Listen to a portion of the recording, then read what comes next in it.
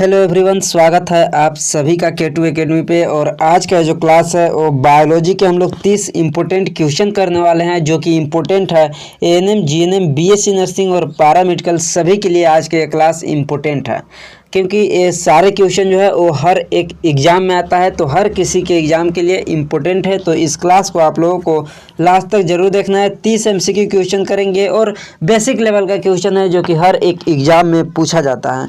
तो चलिए आज की क्लास को स्टार्ट करते हैं। सबसे पहला यहाँ पे क्वेश्चन दिया हुआ है कि कोशिका की खोज किसने की। यहाँ पे बतलाइए, कोशिका का खोज किसने किया? रॉबर्ट हुक ने, रॉबर्ट ब्राउन ने, स्लाइडन या स्वान ने? किसने किया? तो रॉबर्ट हुक, आप सभी को पता है कोशिका का खोज 1665 ईस्वी में हुआ था और रॉबर्ट हुक ने किए थे। रॉबर्ट हुक ने किए थे।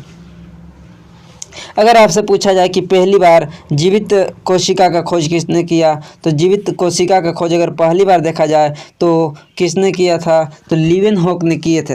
एंटोनी वैन लीवेनहॉक 1674 ईस्वी में किए थे। 1674 ईस्वी में लीवेनहॉक ने किए थे जीवित कोशिका का खोज पहली बार। और कोशिका का खोज अगर पूछा जाता है तो सिर्फ रॉबर्ट हुक 1665 ईस्वी में किए थे। अगला यहाँ पे क्वेश्चन है कि क्वेश्चन नंबर 2 कि कोशिका का पावर हाउस किसे कहा जाता है?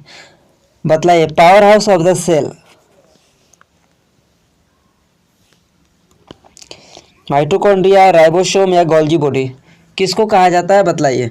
तो जो power house of the cell है माइटोकॉन्ड्रिया को बोला जाता है, कहा जाता है। हम आप लोगों को पहले के क्लास में ही बताए हैं, तो माइटोकॉन्ड्रिया हो जाएगा इसका राइट आंसर। अगला क्वेश्चन है कि कोशिका का नियंत्रण केंद्र यानी कि कंट्रोल सेंटर कौन सा है? तो कोशिका का कंट्रोल सेंटर कौन सा होता है? माइटोकॉन्ड्रिया, केंद्रक, लाइसोसोम या फिर एंडोप्लाज्मिक रेटिकुलम, कौन सा होता है? बतलाइए। आज के क्लास में हम लोग 30 का 30 MCQ देखने वाले हैं। लास्ट तक आप लोगों को बने रहना है। चलिए बताइए, कोशिका का नियंत्रण केंद्र कौन है? तो कोशिका का जो नियंत्रण केंद्र होता है वो न्यूक्लियस होता है, केंद्रक होता है। ऑप्शन नंबर बी, केंद्रक होता है। अगला क्वेश्चन पर चलते हैं। तो अगला क्वेश्चन है सुसाइडल बैग किस कोशिकांग को कहा जाता है?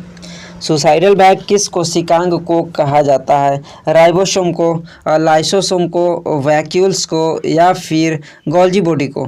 तो सुसाइडल बैग किसको कहते हैं? बतलाइए। सुसाइडल बैग किसको बोलते हैं? आत्मघाती थैली किसको बोला जाता है? तो जो आत्मघाती थैली होता है वो लाइसोसोम को बोलते हैं। लाइसोसोम को बोलते हैं। लाइसोसोम को क्यों बोलते हैं? बतलाइए। लाइसोसोम को ही क्यों बोलते हैं? तो जो लाइसोसोम होते हैं इसके पास एक पाचक एंजाइम होते हैं।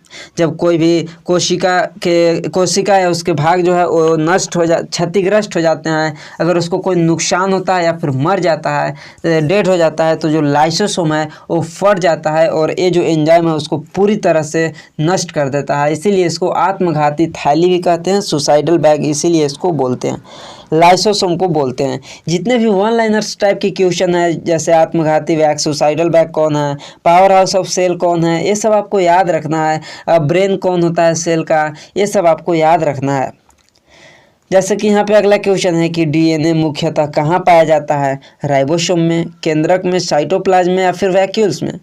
कहाँ पे पाया जाता है राइबोसोम और डीएनए कहाँ पे पाया जाता है? तो डीएनए केंद्रक के अंदर पाया जाता है, न्यूक्लियस के अंदर यहाँ पे डीएनए पाया जाता है। डीएनए कहाँ पे होता है? तो न्यूक्लियस के अंदर। डीएनए का अगर पूरा नाम की बात करते हैं तो डीऑक्सीराइबो न्यूक्लिक एसिड होता है, जो कि केंद्रक के अंदर पाया जाता है। क्लियर? अगर आपसे पूछता है कि केंद्रक के अलावा और कौन सा भाग है जहाँ पे डीएनए पाया जाता है, तो आपको याद रखना है माइटोकॉन्ड्रिया के अंदर भी डीएनए होता है। माइटोकॉन्ड्रिया के अंदर भी डीएनए होता है। इसके अलावा एक क्लोरोप्लास्ट के पास भी होता है। क्लोरोप्लास्ट के पास भी होता है। अगला क्वेश्चन है क्वेश्चन नंबर 6 कि एटीपी का निर्माण मुख्यतः कहाँ होता है? एटीपी का निर्माण मुख्यतः कहाँ होता है? माइटोकॉन्ड्रिया में, राइबोसोम में, केंद्रक में या फिर क्लोरोप्लास्ट में? एटीपी का निर्माण कहाँ पे होता है? बतलाइए। तो एटीपी का जो निर्माण है वो मुख्य रूप से कहाँ पे होता है? तो माइटोकॉन्ड्रिया में होता है। ऑप्शन नंबर ए हो जाएगा, माइटोकॉन्ड्रिया।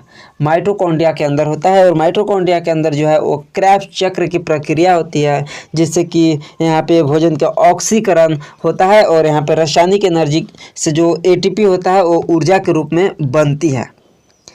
और एक और चीज़ जो एटीपी होता है इसको सेलुलर करेंसी भी बोलते हैं। एटीपी को सेलुलर करेंसी भी बोला जाता है, याद रखना है। सेलुलर करेंसी भी बोला जाता है एटीपी को, ऊर्जा की मुद्रा। और अगर आपसे पूछता है कि एक अणु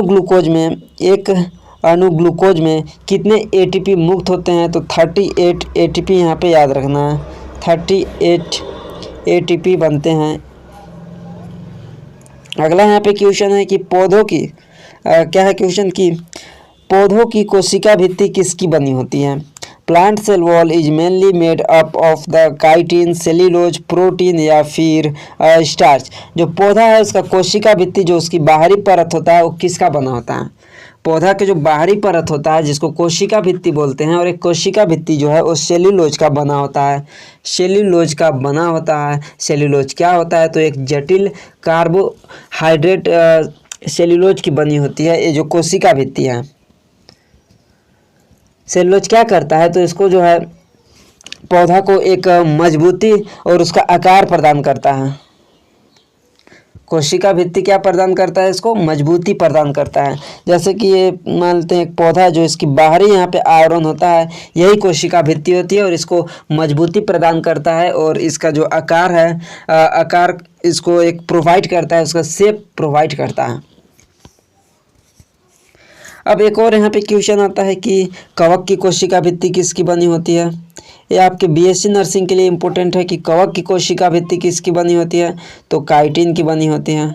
कवक की कोशिका भित्ति काइटिन की बनी होती है। अगर आपसे पूछता है कि बैक्टीरिया यानी कि जीवाणु की कोशिका भित्ति किसके बनी होती है, अगर जीवाणु का पूछता है तो जीवाणु का जो हो जाएगा वो पेप्टाइडोग्लाइकोन की बनी होती है। पेप्टाइडोग्लाइकोन की बनी होती है। और जो एनिमल वगैरह है, एनिमल सेल में जो कोशिका भित्ति है वो अनुपस्थित होते हैं, एब्सेंट होते हैं किस में, तो एनिमल वगैरह में जो कोशिका भित्ति है वो नहीं होता है, एब्सेंट होता है। क्लियर। अगला यहाँ पे क्वेश्चन है कि राइबोसोम का मुख्य कार्य क्या है। राइबोसोम का मुख्य कार्य क्या है, रेस्पिरेशन यानी कि श्वसन, प्रोटीन संश्लेषण, प्रकाश संश्लेषण या फिर पाचन। राइबोसोम क्या करता है, तो राइबोसोम का अगर मुख्य कार्य की बात करते हैं तो राइबोसोम जो है वो प्रोटीन संश्लेषण का काम करता है। राइबोसोम प्रोटीन संश्लेषण का कार्य करता है। ये 2 टाइप्स का होता है, एक प्रोकैरियोटिक्स होता है और एक यूकैरियोटिक्स के अंदर राइबोसोम होता है। प्रोकैरियोटिक्स में जो राइबोसोम होता है वो 70S टाइप्स का होता है और यूकैरियोटिक्स में जो होता है वो 80S टाइप्स का यहाँ पर राइबोसोम होता है। अगला यहाँ पे क्वेश्चन है कि गोल्जी उपकरण का मुख्य कार्य क्या है। गोल्जी उपकरण का मेन फंक्शन क्या होता है, तो प्रोटीन का पैकेजिंग एवं स्राव, एटीपी बनाना, डीएनए बनाना या फिर कोशिका का विभाजन। तो जो गोल्जी उपकरण होता है, जो गोल्जी अपैरेटस होता है, ये प्रोटीन की पैकेजिंग एवं स्राव में हेल्प करता है। यहाँ पे देखिए जो लिखा है packaging and secretion of protein में ये हेल्प करता है। ऑप्शन नंबर ए हो जाएगा। अगला क्वेश्चन कि मानव शरीर की सबसे छोटी कोशिका कौन सी है। मानव शरीर की सबसे छोटी कोशिका कौन सी है, आरबीसी, डब्ल्यूबीसी, स्पर्म या फिर अंडाणु, कौन सी है बतलाइए, कौन सी है यहाँ पे बतलाइए। तो अगर सबसे छोटी कोशिका बोला है मानव शरीर के अंदर तो शुक्राणु होता है। अगर सबसे बड़ी अगर बोलता है सबसे बड़ी कोशिका की बात करते हैं तो जो होता है वो अंडाणु होता है। सबसे लंबी कोशिका की बात करें, सबसे लंबी कोशिका जो होती है वो तंत्रिका कोशिका होता है, जिसको न्यूरॉन आपको देखने को मिलेगा ऑप्शन में, न्यूरॉन। और अगर आपसे बोलता है कि प्रकृति में सबसे बड़ी कोशिका कौन सी होती है, तो शुतुरमुर्ग का जो अंडा होता है वो सबसे बड़ा कोशिका होता है। सबसे बड़ी कोशिका शुतुरमुर्ग का अंडा। लेकिन मानव शरीर में पूछता है तो आपको शुक्राणु याद रखना है। क्लियर। वो शुक्राणु अंडाणु याद रखना है। सबसे बड़ी कोशिका मानव शरीर के अंदर और सबसे छोटी यहाँ पे शुक्राणु है। क्लियर। तो अगला यहाँ पे क्वेश्चन है कि BCG टीका किस रोग से बचाव करता है। BCG टीका किस रोग से बचाव करता है बतलाइए। पोलियो से, टीबी से, टाइफाइड से या फिर हेपेटाइटिस बी से। तो बीसीजी मतलब क्या होता है, इसका फुल नेम अगर देखा जाए तो बैसिलस कालमेट ग्यूरिन होता है, जो कि कब दिया जाता है, ये नवजात शिशुओं को दिया जाता है। और कौन सा रोग से बचने के लिए दिया जाता है, तो टीबी से बचने के लिए दिया जाता है, टीबी से बचने के लिए दिया जाता है। बीसीजी का जो टीका होता है वो जन्म के तुरंत बाद यहाँ पे दिया जाता है, जन्म के इसके तुरंत बाद देते हैं या फिर 1 ईयर के अंदर इसको दिया जाता है, 1 साल के अंदर में ही इसको दिया जाता है, 1 साल के भीतर में इसको दिया जाता है। क्लियर। और अगर टीबी की जांच के लिए आपसे क्वेश्चन पूछता है तो टीबी की जांच के लिए मोन्टेक्स टेस्ट होता है, मोन्टेक्स टेस्ट होता है टीबी की जांच के लिए। अगला क्वेश्चन कि ओपीवी किस रोग से बचाव करता है, ओपीवी यानी कि oral polio vaccine. Oral polio vaccine किससे बचाता है, तो पोलियो से बचाता है, नाम से ही पता चल रहा है ओपीवी जो है वो पोलियो से बचाता है। अगला क्वेश्चन कि एचआईवी किस प्रकार की कोशिकाओं पर आक्रमण करती है, तो ये हम आप लोगों को बतलाए हैं पहले भी कि जो एचआईवी होता है यानी कि ह्यूमन इम्यूनोडेफिशिएंसी वायरस होता है, जो कि शरीर के प्रतिरक्षा तंत्र यानी कि इम्यून सिस्टम पर अटैक करता है। कहाँ पे अटैक करता है, इम्यून सिस्टम के ऊपर अटैक करता है। और इसमें जो विशेष रूप से टी कोशिकाएं, जो सहायक हेल्पर जो टी सेल होते हैं, उसको यहाँ पे अफेक्ट करता है, जो कि CD4 टी लिम्फोसाइट को अफेक्ट करता है, इसी के ऊपर आक्रमण करता है, CD4 टी लिम्फोसाइट्स के ऊपर इसको जो है वो नष्ट करता है, और जिससे कि बीमारियों से लड़ने की जो क्षमता होती है, जो उसका इम्यूनिटी है, वो खो देता है। अगला क्वेश्चन कि एड्स किस वायरस के कारण होता है, एड्स किस वायरस के कारण होता है, तो एड्स जो है वो HIV वायरस के कारण होता है, एड्स जो है वो HIV वायरस के कारण होता है। अगर एड्स का पूरा नाम देखा जाए तो एक्वायर्ड इम्यूनोडेफिशिएंसी सिंड्रोम होता है एड्स का फुल नेम, और HIV यानी कि ह्यूमन इम्यूनोडेफिशिएंसी वायरस होता है, ह्यूमन इम्यूनोडेफिशिएंसी वायरस होता है। अगर आपसे बोलता है कि जो एड्स है इसका टेस्ट, इसका जांच के लिए कौन सा टेस्ट होता है, तो इसके लिए एलिसा टेस्ट किया जाता है, एलिसा टेस्ट किया जाता है, इसके एलिसा टेस्ट किया जाता है एड्स के जांच करने के लिए। एलिसा टेस्ट, एलिसा मतलब क्या होता है, तो एंजाइम लिंक्ड इम्यूनोसॉर्बेंट ए से होता है, एंजाइम लिंक्ड इम्यूनोसॉर्बेंट ए से। एक और क्वेश्चन आता है कि विश्व एड्स दिवस कब मनाया जाता है, विश्व एड्स दिवस कब मनाया जाता है, तो 1 दिसंबर को विश्व एड्स दिवस मनाया जाता है, 1 दिसंबर को विश्व एड्स दिवस मनाया जाता है। अगला क्वेश्चन कि मलेरिया किसके द्वारा फैलता है, मलेरिया किसके द्वारा फैलता है, culex mosquito, female anopheles mosquito, aedes mosquito या फिर हाउस फ्लाई। मलेरिया किसके द्वारा फैलता है, बतलाइए। तो आप सभी को पता है जो मलेरिया है वो मादा एनाफिलीज मच्छर के काटने से फैलता है, फीमेल एनाफिलीज मॉस्किटो से फैलता है मलेरिया, ऑप्शन नंबर बी। अगला क्वेश्चन कि डेंगू किस मच्छर द्वारा फैलता है, डेंगू किस मच्छर के द्वारा फैलता है, फीमेल एनाफिलीज, एडिज इजिप्टी, कुलेक्स या फिर सैंड फ्लाई। बताइए डेंगू किस मच्छर से फैलता है। जो मलेरिया था वो जो प्लाज्मोडियम नामक प्रोटोजोआ है उसके कारण फैलता है, लेकिन जो डेंगू है यह एक वायरल बीमारी है, ये जो है वो वायरल बीमारी है डेंगू, और इसमें जो है वो एडिज इजिप्टी मच्छर के काटने से फैलता है, एडिज इजिप्टी मच्छर के काटने से ही फैलता है। तो ऑप्शन नंबर बी हो जाएगा। और जो ये मच्छर होते हैं वो दिन के समय काटते हैं, और जो साफ़ पानी होते हैं जहाँ पे ठहरा हुआ पानी होता है वहाँ पे ये मच्छर रहता है, पनपता है, और इसमें आपका जो डेंगू होता है तो आपका जो प्लेटलेट्स होता है वो बहुत तेज़ी से गिरती है। अगला क्वेश्चन कि टाइफाइड किस जीवाणु के कारण होता है, तो टाइफाइड जो है वो किस जीवाणु के कारण होता है, तो vibrio cholera, salmonella typhi, Mycobacterium tuberculosis या फिर क्लोस्ट्रीडियम टिटेनी। तो जो टाइफाइड होता है वो साल्मोनेला टाइफी वायरस यहाँ पे बैक्टीरिया के कारण फैलता है, साल्मोनेला टाइफी बैक्टीरिया के कारण ये फैलता है। टाइफाइड किसके कारण किससे फैलता है, साल्मोनेला टाइफी के कारण यहाँ पे होता है। क्लियर। ये अक्सर कैसे होता है टाइफाइड, टाइफाइड कैसे होता है? तो बैक्टीरिया से होता है। कौन सा बैक्टीरिया? तो साल्मोनेला टाइफी नाम के बैक्टीरिया होता है। बट जो टाइफाइड है कैसे फैलता है? तो ये अक्सर दूषित जल या फिर भोजन का सेवन करने से ही फैलता है। जहाँ पे ये बैक्टीरिया होते हैं उसका एंटर करता है तो जो साल्मोनेला टाइफी है वो आंत का में जाकर इफेक्ट करता है, जिससे कि टाइफाइड होता है। और इसको आंत का बुखार भी कहा जाता है। इसको आंत का बुखार भी कहा जाता है। और टाइफाइड के जांच के लिए विडाल टेस्ट किया जाता है। टाइफाइड के जांच के लिए इसको विडाल टेस्ट किया जाता है। क्लियर? अगला यहाँ पे क्वेश्चन कि हैजा किस जीवाणु से होता है? हैजा किस जीवाणु से होता है? Salmonella typhi, vibrio cholera, E coli या फिर शिगेला? बतलाइए। तो जो हैजा होता है वो किस जीवाणु से होता है? तो जो बैक्टीरिया का नाम है, जीवाणु का नाम है वो विब्रियो कॉलेरा। विब्रियो कॉलेरा नामक जो जीवाणु होता है इससे होता है हैजा। विब्रियो कॉलेरा नामक जीवाणु से होता है। अगला क्वेश्चन कि रैबिज किसके काटने से होता है? रैबिज किसके काटने से होता है? बिल्ली के, कुत्ता के, बंदर या फिर चूहा? रैबिज जो है वो किसके काटने से होता है? तो कुत्ता के काटने से रैबिज होता है।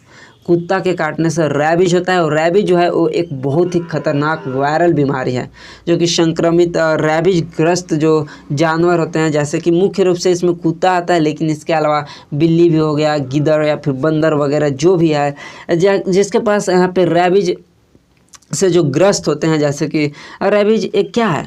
वायरस है। तो अगर एक कुत्ता के पास है और ये आपको जो कुत्ता है काटता है तो आपको रैबिज होगा। अगर इस कुत्ता को रैबिज नहीं है और अगर आपको काटता है तो रैबिज नहीं होगा। इसी तरह अगर कुत्ता नहीं, अगर बिल्ली के पास रैबिज है, आपको काटता है तो रैबिज यहाँ पे होने की चांसेस है। तो जो ये जानवर होते हैं इसके लार में होते हैं और इसको काटने से शरीर में प्रवेश करता है, तो जिसके कारण यहाँ पे हो जाता है। और अगर आपको रैबिज होता है तो इस रैबिज बीमारी में आपको जल जो पानी होता है इससे बहुत ज़्यादा डर लगने लगता है और इस कारण से इसको हाइड्रोफोबिया भी बोलते हैं। हाइड्रोफोबिया भी इसको कहते हैं। हाइड्रोफोबिया भी इसको बोलते हैं। अगला क्वेश्चन कि शरीर की प्रथम रक्षा पंक्ति क्या है? फर्स्ट लाइन ऑफ डिफेंस क्या है? WBC, त्वचा एवं श्लेष्मा झिल्ली, एंटीबॉडी या फिर RBC? First line of defence क्या है? बतलाइए। फर्स्ट लाइन ऑफ डिफेंस क्या है? तो फर्स्ट लाइन ऑफ डिफेंस की बात करते हैं तो त्वचा और श्लेष्मा झिल्ली होता है, जो स्किन होता है और म्यूकस मेम्ब्रेन होता है, वो फर्स्ट लाइन डिफेंस के तौर पे काम करता है। अगला क्वेश्चन कि मानव शरीर में कुल कितनी हड्डियां होती हैं? मानव शरीर में कुल कितनी हड्डियां होती है? 200, 206, 208 या 210? तो एक वयस्क मानव के अंदर, एक एडल्ट ह्यूमन के अंदर टोटल 206 हड्डियां होती है।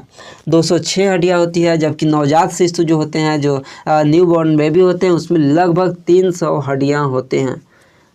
300 हड्डियां होते हैं। जैसे जैसे बड़े होते जाते हैं वो आपस में फ्यूज होते जाते हैं और लास्ट में आपका 206 हड्डियां जाकर बचता है। अगला क्वेश्चन कि मानव शरीर की सबसे लंबी हड्डी कौन सी है? बतलाइए। मानव शरीर की सबसे लंबी हड्डी कौन सी है? टिबिया, फीमर, ह्यूमरस या फिर रेडियस? सबसे लंबी हड्डी कौन सी है? तो मानव शरीर की सबसे लंबी हड्डी की बात करते हैं तो फीमर हो जाएगा, जो कि जांग की हड्डी जिसको बोलते हैं। जांग की हड्डी फीमर हो जाएगा। फीमर हो जाएगा। अगर सबसे छोटी हड्डी की बात करते हैं तो स्टेपिज होता है सबसे छोटी हड्डी, जो कि कान की हड्डी होता है। अगला क्वेश्चन यहाँ पे देखिए, वही क्वेश्चन है कि मानव शरीर की सबसे छोटी हड्डी कौन सी है? तो सबसे छोटी हड्डी जो होता है वो स्टेपिज होता है। मानव शरीर की सबसे छोटी हड्डी जो है वो स्टेपिज होता है, जो कि कान का हड्डी होता है। मध्य भाग में कान के मिडिल में पाया जाता है। क्लियर? इसकी अगर टोटल लंबाई की बात करते हैं तो 2.5 मिलीलीटर से 3 मिलीलीटर से 3 मिलीलीटर तक इसका मिलीमीटर, सॉरी लीटर नहीं मीटर, मिलीमीटर से लेकर 3 मिलीमीटर तक इसका लंबाई होता है। और कान में टोटल 6 हड्डियाँ होती है, 3-3 होता है, एक कान में 3 और दूसरे कान में 3। और तीनों का नाम बात करते हैं तो एक आपको ट्रिक याद रखना है, MIS। यहाँ पे देखिए कान की हड्डी का नाम अगर याद रखना है तो MIS। M फॉर क्या है? मैलियस, I फॉर इनकस और S फॉर स्टेपिज। स्टेपिज। ये 3 हड्डियाँ होती है कान के अंदर और दोनों कान में एक एक यानी कि 3-3 हड्डियाँ, तो कान में टोटल 6 हड्डियाँ होती है। प्रत्येक कान में 3 हड्डियाँ होती है। अगला क्वेश्चन पे आते हैं। तो अगला क्वेश्चन है कि मानव शरीर के सबसे बड़ा अंग कौन सा है। अगर आपसे बोलता है कि मानव शरीर का सबसे बड़ा आंतरिक अंग कौन सा है, तो आंतरिक अंग का बात करते हैं तो आंतरिक अंग में आपका लीवर आता है। आंतरिक अंग में आपका लीवर आता है, लेकिन यानी कि यकृत आता है। लेकिन आपसे बोला है कि सबसे बड़ा अंग कौन सा है, तो आपका लीवर तो यहाँ पे नहीं होगा, त्वचा होता है। त्वचा होता है, मानव शरीर की सबसे बड़ी अंग त्वचा होता है और आंतरिक अंग में लीवर होता है। क्लियर है। अगला यहाँ पे क्वेश्चन कि मानव शरीर की सबसे बड़ी आंतरिक ग्रंथि कौन सी है। मानव शरीर की सबसे बड़ी आंतरिक ग्रंथि कौन सी है। अग्नाशय, यकृत, थायरॉइड या फिर पिट्यूटरी, कौन सी है बतलाइए। मानव शरीर की सबसे बड़ी आंतरिक ग्रंथि कौन सी है। तो आंतरिक ग्रंथि की बात करते हैं तो आंतरिक ग्रंथि जो है वो यकृत है, लीवर है। लीवर जो है वो मानव शरीर की सबसे बड़ी आंतरिक ग्रंथि है। इसका वजन की बात करते हैं तो 1.5 किलोग्राम का इसका वजन होता है लगभग। और ये जो है वो बाइल जूस का निर्माण करता है। बाइल जूस यानी कि पित्त रस का निर्माण करता है। पित्त रस का निर्माण करता है। आपके क्वेश्चन आते हैं कि पित्त रस का निर्माण कहाँ से होता है, तो यकृत से होता है। और पित्त रस का स्टोर कहाँ पे होता है, तो पित्ताशय के अंदर होता है। अगला क्वेश्चन है यहाँ पे क्वेश्चन नंबर 26 की सामान्य मानव शरीर का तापमान कितना होता है। तो मानव शरीर का सामान्य तापमान की बात करते हैं तो 98.6 डिग्री फ़ारेनहाइट होता है और डिग्री सेल्सियस में 37 डिग्री सेल्सियस होता है। 37 डिग्री सेल्सियस होता है। और केल्विन में बात करते हैं तो 310 केल्विन होता है। अगला क्वेश्चन कि सामान्य मानव रक्त का पीएच कितना होता है। सामान्य मानव रक्त का पीएच कितना होता है, तो जो मानव का रक्त का पीएच होता है वो एक एवरेज देखा जाए तो 7.35 से लेकर 7.45 होता है इसका एवरेज। बट अगर एक देखा जाए तो 7.4 माना जाता है। 7.4 माना जाता है। और जो पीएच होता है ये आपका क्षारीय हो जाता है। 7 पीएच मान है तो उदासीन, और 7 से पीएच मान अगर ज़्यादा है तो वो क्षारीय हो जाता है, और 7 से कम है तो अम्लीय हो जाता है। 7 से कम है तो उसका अम्लीय हो जाता है। अगला क्वेश्चन कि सामान्य मानव हृदय प्रति मिनट लगभग कितनी बार धड़कता है। एक सामान्य मानव का हृदय जो है वो 1 मिनट में 72 बार धड़कता है। 72 टाइम्स धड़कता है 1 मिनट के अंदर। अगर इसका भी एवरेज देखा जाए तो लगभग इसका एवरेज 60 to 100 तक माना जाता है। 60 to 100 बीट्स पर मिनट इसका एवरेज होता है। क्लियर यहाँ तक बतलाइए। क्लियर सभी का यहाँ तक क्लियर है तो आप लोगों को तो चैनल को सब्सक्राइब करना बनता है जो अभी तक नहीं किए हैं, और अपने दोस्तों के पास शेयर भी करना बनता है। चलिए बतलाइए अगला क्वेश्चन कि सामान्य मानव में आरबीसी का जीवन काल कितना होता है। बतलाइए आरबीसी का जीवन काल, जो कि आप लोग पिछले क्लास में हम क्वेश्चन दिए थे, जो आप लोग कमेंट किए थे, सभी का बहुत ही अच्छा आंसर आया था 120 दिन। आरबीसी का जो जीवन काल 120 दिन, आप सभी का आंसर सही आया था। और एक लास्ट क्वेश्चन है यहाँ पे क्वेश्चन नंबर 30 की सामान्य मानव में डब्ल्यूबीसी का मुख्य कार्य क्या है। आप लोगों को अभी हम आप लोगों को बतलाए थे कि ऑक्सीजन का परिवहन, रक्त का थक्का बनना, रोगों से सुरक्षा करना या फिर पोषक तत्वों का परिवहन क्या होता है, इसका आप लोग कमेंट करके बताएंगे, क्योंकि इसका हम आंसर आप लोगों को पहले भी बताया है कि डब्ल्यूबीसी क्या करता है। डब्ल्यूबीसी क्या करता है, आपको इम्यून सिस्टम को बिल्ड करता है, रोगों से लड़ने में हेल्प करता है, ये सब आप लोगों को बताया है। और बाकी इसका आंसर के नीचे दिया है, इसका PDF जो है वो आप लोगों को टेलीग्राम पर सेंड कर देंगे, इसलिए आप लोग टेलीग्राम चैनल को भी ज्वाइन कर लीजिएगा। बाकी मिलते हैं हम आप लोगों को अगली क्लास में, और भी बहुत सारे क्लासेस हो चुका है तो उसको आप लोग नहीं किए हैं तो उसको भी जाकर आप लोग कर लीजिएगा।